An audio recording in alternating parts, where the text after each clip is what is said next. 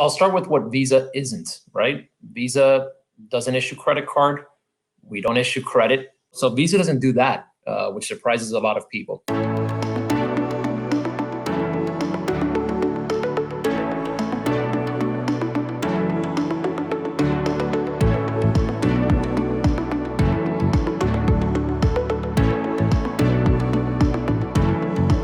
First thing is that we're a network. And basically what we do is connect financial institutions that issue cards to cardholders with financial institutions that affiliate merchants and provide terminals. The second part of it is that we have a strong processing core that's essentially the motor behind this network. This is what allows pay at a merchant, and the merchant instantly receives a notice letting them know that, hey, yeah, this person has funds in their account.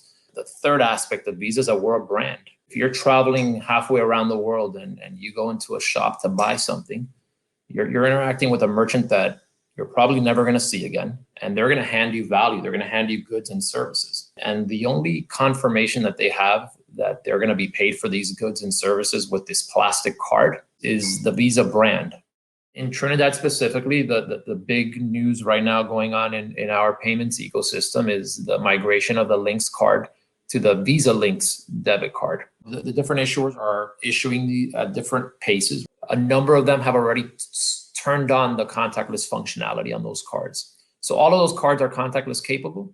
It'll be a seamless experience for cardholders, and for merchants, particularly those that have long queues, you'll see that it'll be an important part of reducing the time at the register. We know that there's a USD currency shortage, and which is directly impacted by international transactions.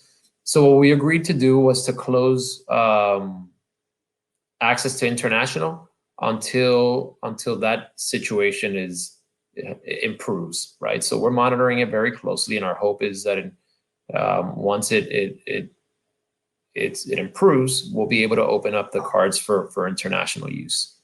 That's more of an economic issue. That's more of an economic regulatory issue than it is a technology issue. What COVID has taught us is the importance of agility. As far as selling and payments go, you have to consider how relevant it is in an online space and in a non-face-to-face world. Then once you resolve how you're going to deliver your goods and services, then it's what's the payment experience like? In a world where people are allowed in store, well, we have a solution that's been working very well for a long time in contact payments, and one that works better with contactless payments.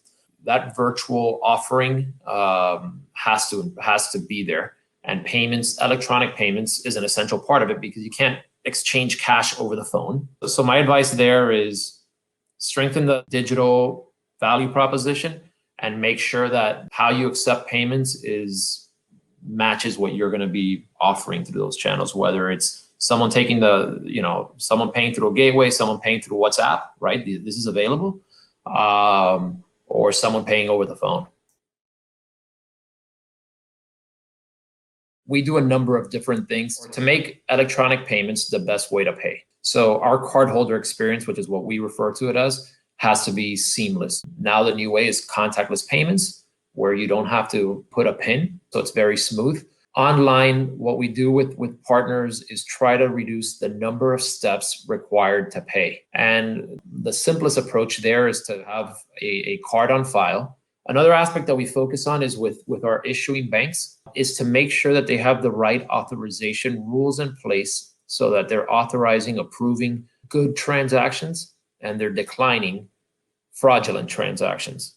Cardholders are rewarded for paying with their cards, creating the right incentives, right, for people to pay with their cards. Our issuers provide credit lines so that you can pay today, right? Or you can receive your goods and service today, and then you don't have to pay that balance until the end of the month. And that's for free, right? You're not paying an interest rate for those first 15 to 30 days that you're accessing that credit line. So there's a lot that goes into it. A lot of our success over the years has been in large part due to that effort of seeing how we can make Visa the best and most secure way to pay and accept payments.